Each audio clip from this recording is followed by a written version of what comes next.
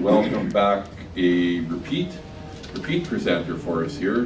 Dr. Scott Napper has given us presentations on vaccine development before, and we've kind of hit a bit of a quiet period, so it was suggested that we bring him back and torture him some more. So he's going to give us a short update on what sorts of things are happening with vaccine development here in Saskatoon. Go ahead.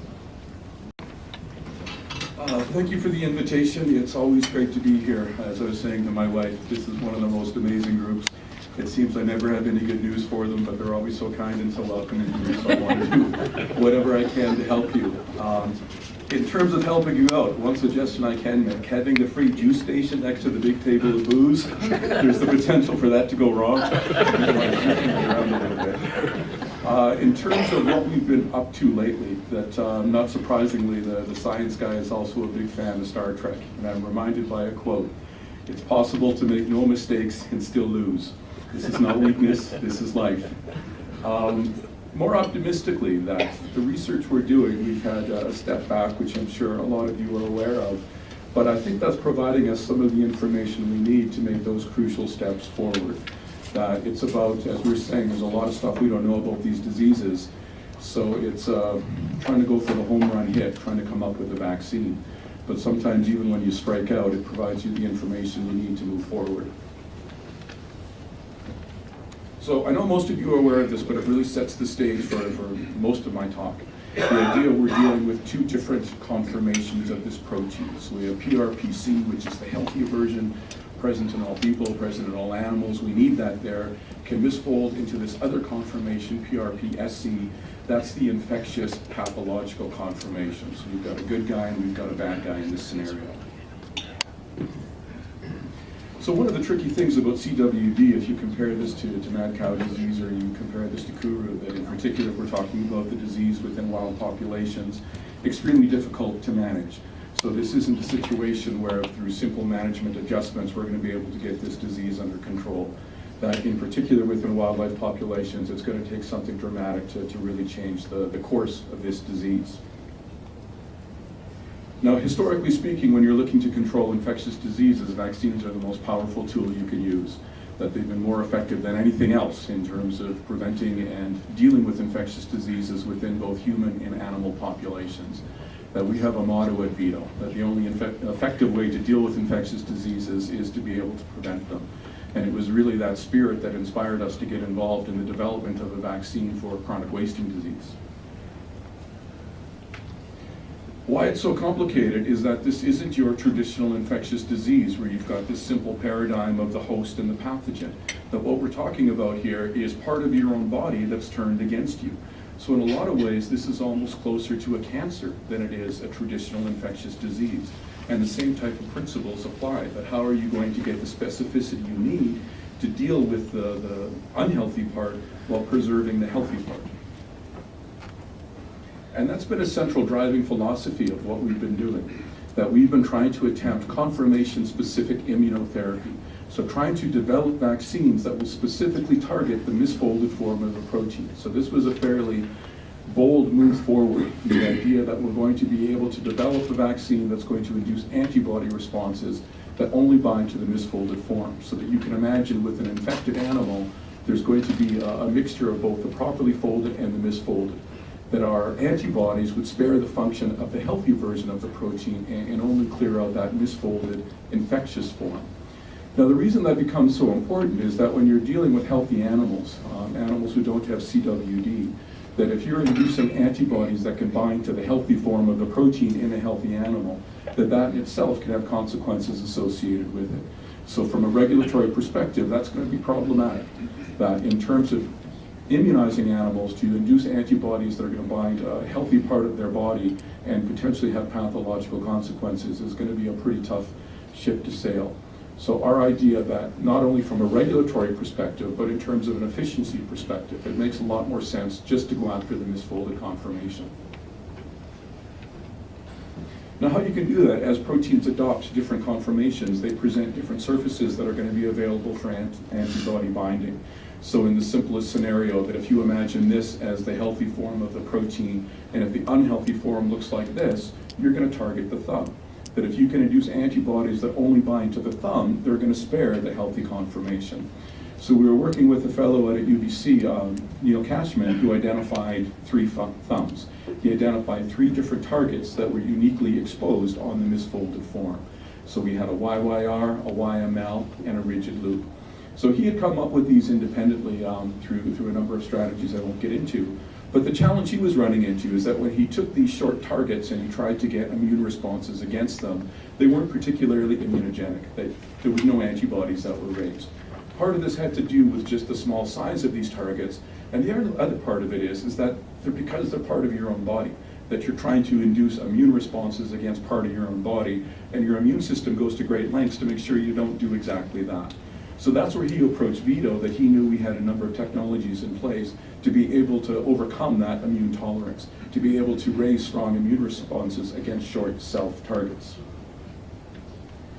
In particular, we had a carrier protein called leukotoxin, and previously we had demonstrated that we could take short peptides corresponding to GnRH to create vaccines for immunosterilization of animals. So at least conceptually, this seemed quite similar, that we would take short peptides corresponding to his targets, we would attach them to our carrier protein, immunize animals, and we would get these strong immune responses. The beautiful thing about this carrier, it had already been licensed for use in livestock. We can produce this extremely cheaply in the lab. A lot of potential for high throughput production of vaccines. So it seemed to check all of the boxes that this was going to be a huge success. The only small problem with it didn't work. That when we put the peptide targets on it and we immunized animals, that even in the presence of this strong carrier, it still didn't overcome the self-tolerance associated with those peptides, is that you still didn't get those antibodies against those targets. So I spent the next 8 years of my life trying to figure out a way to get around that through strategic expansions within the protein, trying to make them a little bit bigger, trying to make them more immunogenic. After about 6 years of this heavy-handed approach, we finally got a little bit more elegant. We ended up writing a computer software program that does these predictions for us based on different sequence patterns. We created this program called EPIC, which allowed us to be able to take these targets to make rational expansions of them, to be able to translate that into effective vaccines. And it worked. That for all 3 of those targets, for all 3 of those thumbs, we now have vaccines that induce high titers, so lots of antibodies are induced against these specific targets. So that seemed like a big step forward. We were also able to show that in doing these expansions, we didn't compromise any of the specificity. That when we looked at whether the antibodies would bind to the healthy form or the unhealthy form of the protein, we were able to show they only bind the unhealthy form of the protein. So again, in terms of all the criteria we were looking for, in terms of strong immune responses, in terms of specific immune responses, everything was going absolutely fantastic. We were able to show that these neutralized prions, that we could mix them together with infectious material in the test tube and then tried different infection models, and lo and behold, that in the presence of these antibodies against the thumb, the prions were less infectious. So we were getting more and more excited that we were on the winning track here. We did a small investigation in sheep to be able to test this in a relevant large animal model, so sheep obviously can get scrapie. So how this worked is we took pregnant sheep and we vaccinated them with our vaccine or with a vaccine corresponding to just the carrier protein. Then, after they gave birth, that the lambs were allowed to suckle from their mothers, so you would get the passive transfer of the antibodies from their mothers to their offspring. We then took those young lambs after they had received that passive infusion of the antibodies, and we infected them with scrapie material in an oral challenge model. So we took a whole bunch of scrapie and we put it down their throats, and then we looked for onset of disease. And what we found was that while all the animals got sick, our vaccinated animals got sick slower. So our vaccination regime was able to delay the onset of disease. So again, very exciting stuff that we seem to be on the right track here. That at least in terms of proof of principle, that you could specifically target the misfolded form of the protein to therapeutic benefit with a vaccine that from a financial, licensing, and regulatory perspective was checking all the boxes. in that spirit of optimism, we decided to move forward. And so far, all the results I've been talking about are with an injected vaccine, which would be a viable option in terms of farm cervids, but obviously in terms of wildlife, not so much. So we were able to take those targets, those three thumbs, and we wanted to translate them into formats that would be compatible with an oral vaccine. And what we were doing here, by and large, was borrowing from what they had already done with the rabies vaccine. So the rabies vaccine is a highly successful oral vaccine that's been used in Eastern Canada and Europe for a long time with huge success. So what we did is we used a different carrier protein, so substituting the leukotoxin, which is great for injected, not so much for oral, and replaced it with the rabies glycoprotein G, which is the main protective antigen within the rabies oral vaccine. So we just took that protein and we attached our targets to it, hoping they would go along for the ride, and that we would be able to feed this into deer and to be able to get the same types of immune responses. And that worked too. We got really nice immune responses, actually a lot better than what we were getting with the injected vaccine. We were able to show that even after a single exposure, that these animals would develop very high titer and very sustained responses. So if you look at the duration of that, so the leukotoxin responses are shown on the bottom. You can see how they're fading out over the course of a year, whereas the ones associated with the glycoprotein sustained responses over a year after a single administration, so you didn't even need a boost. We then put this into the context of an attenuated viral vector, and we actually fed it to some deer to see would this work in the target species through sort of real-world administration. And that worked too. We were on fire here. So we were able to feed this to deer. We showed that we can get immune responses against the target. So these are antibody responses that are present within the serum, but also present within the mucosal surfaces. So we could look within the nasal mucus, but these would be present within the digestive tract as well. So in terms of having an oral vaccine that was, again, hitting all the criteria we were looking for, it seemed to be a big success. So we did a fairly large investigation down in Wyoming, working with Mary Wood. So what we were doing here, we took a large number of elk, we divided them into naive and vaccinated groups. So we had 2 different genotypes were present. Most of the animals we were dealing with corresponded to the high susceptibility, but we also had some of the ML, more moderate genotype of susceptibility. Now the big thing about what we were doing here, so obviously we're in a target species, but I think even more important than that, is that we were looking at a more relevant challenge model. So what they have there is infected farmland that's been decommissioned, but they can use for experimental purposes.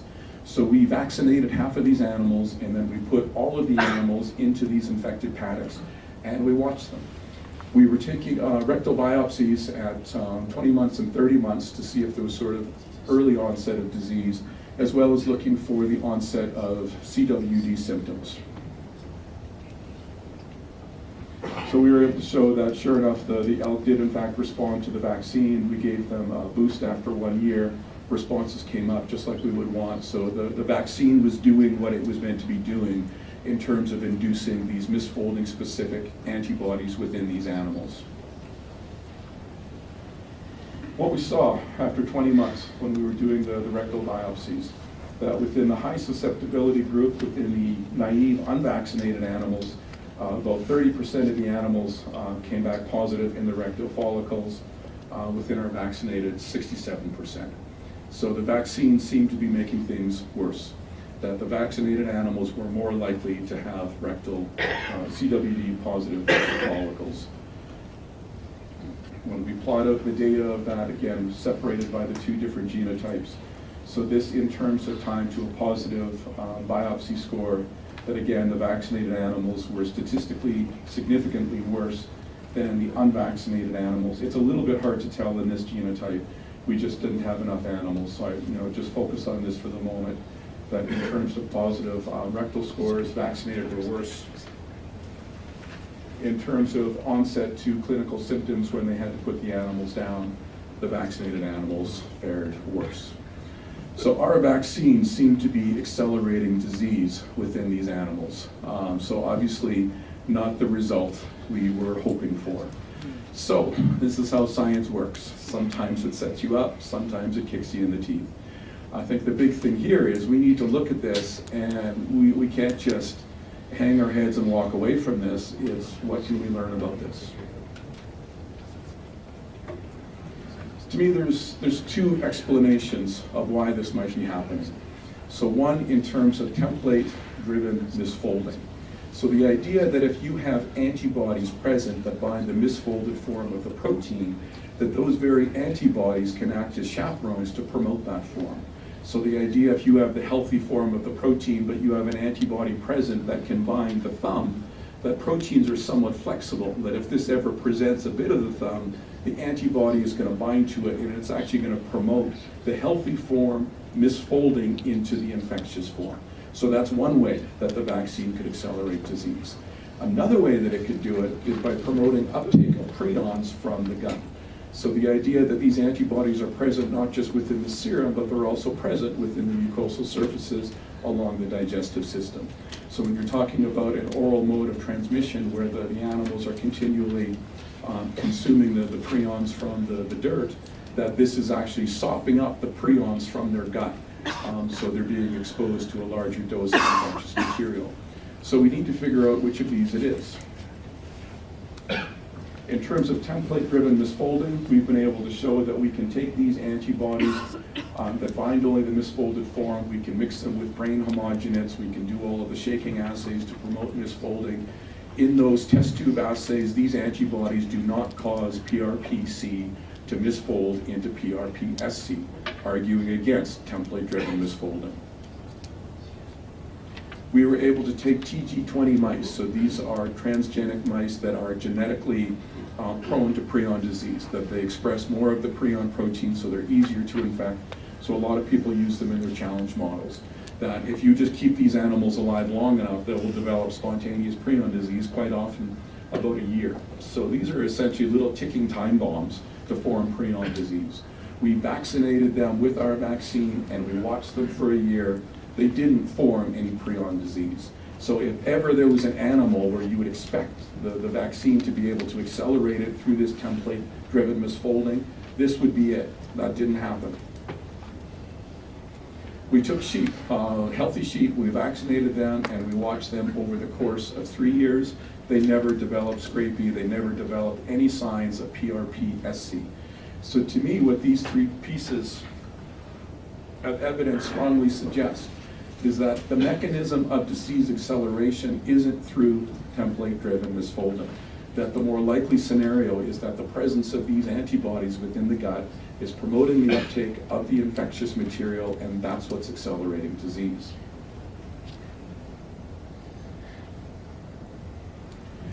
So there's a lot of implications to that. So I've got if, I changed the color, I changed the font, I underlined it. This is if. We're wandering into the unknown here. But if this is the case, there's a few important things we need to think about. So first and foremost, is targeting the misfolded conformation necessarily the best way to go? Now, intuitively speaking, if you have the opportunity to go after the good guy or the bad guy, you would think, yeah, you go after the bad guy. The problem is, if you have those antibodies lining the gut who are taking up prions from the gut and bringing it into the body, well, that may be the worst thing you can do. So maybe targeting PRPSC isn't the way to go. Now, if we go back to the alternative strategy, so if you have an antibody that doesn't discriminate, it can bind both PRPC and PRPC, the healthy and unhealthy, I think you're going to have the same situation. You're still taking up the misfolded form, you're still promoting disease. We do know that you can target PRPC and still have some therapeutic benefit. And to take that to extreme, we know that if you create a knockout animal that doesn't express any prion protein at all, that they're completely resistant to prion diseases. So we might have to balance, what are the consequences with targeting the healthy form of the protein, and how does that balance the consequences of doing nothing, as we just discussed. So it may be time to sort of revisit that conversation. The other big thing that really concerns me, when you look at most of the efforts that are being done right now to develop prion vaccines, that the challenge models they use is normally either done in mice, or even if it's done within more relevant species, that how they do it, they expose those animals to 1 or 2 massive doses of the prions, and in some of those models they see benefit. that doesn't reflect the reality of disease. That in terms of environmental routes, it's not about these 1 or 2 massive exposures, it's about constant, continual exposure. And my concern is that in those types of models that most people are using, our vaccine works. Once you put it into this real world situation, then it doesn't work and actually makes things worse. So one of the things I am really hoping that all of the other people who are engaged in these types of efforts really look at our efforts and make sure that they're testing their vaccines in the right models. So you've got to be going into the relevant species, and you've got to be going into these models where it's this continual exposure that's going to reflect the types of conditions that the vaccine is going to see. So once we get some better information in terms of what's going on here, we're going to be in a lot better position to avoid failure, which is hopefully synonymous with achieving success in terms of what we target and how we target it. That if it does turn out this is promoting uptake from the gut, there are some tricks we can play in terms of how we can get around that. Is this specific to all of these, or did we just happen to pick the one target, the one thumb, that promotes all of this type of uptake and this type of outcome? So to make the point, so the ELK trial I just talked about was using one of the targets, one of the thumbs. We haven't tested either the YML, the rigid loop, the other 2 targets, or a multivalent vaccine that brings all of them together, and we haven't looked at the oral vaccine at all in these types of challenge models. So we've still got 4 bullets in the gun here. We may be sitting on a vaccine that works just beautifully. We just have to get it into those types of trials. Now, obviously, it would be relatively easy and relatively inexpensive for us to test this in the regular mouse models of disease. I don't want to do that because, frankly, even if it worked, I'm not convinced that's going to have any real-world application. To me, we need to repeat the types of experiments we did in Wyoming before, where we're going into the target species. We're allowing these results to proceed over the course of years with these natural models of exposure. That's the only way we're going to know whether or not we're actually sitting on something that works. Obviously, the challenge associated with that is in terms of the funds to be able to do it. But we're not giving up on this. And even though that initial trial was obviously quite personally and professionally disappointing, I am still convinced that the information that came out of it in the long run is going to put us further ahead. And I'd be happy to answer any questions. Which one?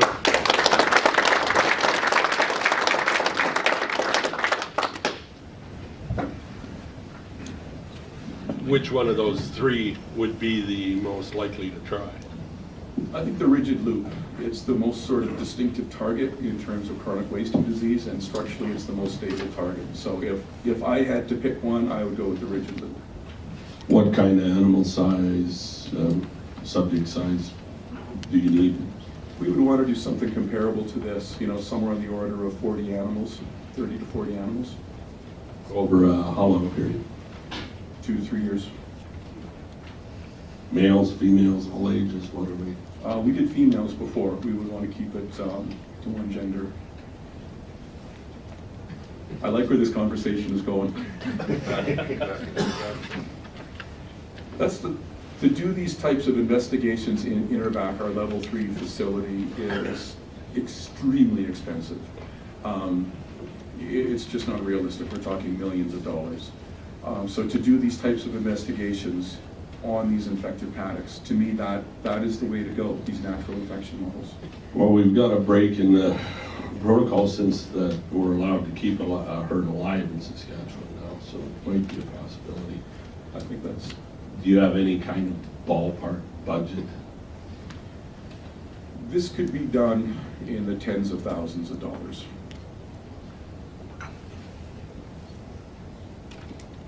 Thank you. Hi, Scott. First of all, thanks for your efforts to this point. Also, what kind of funding streams do you have currently, and where do you foresee more funding streams from?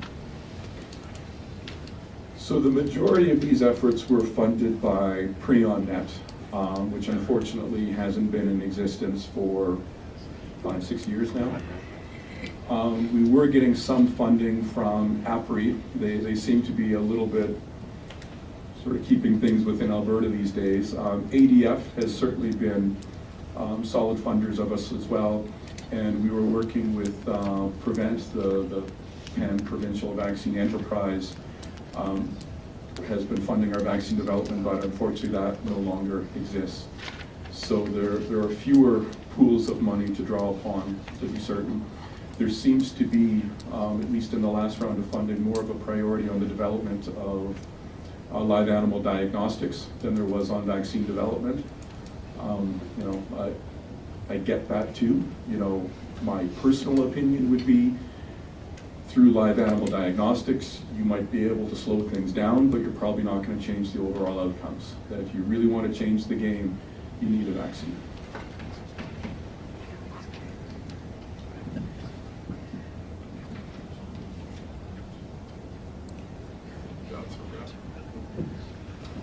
Okay, thanks a lot.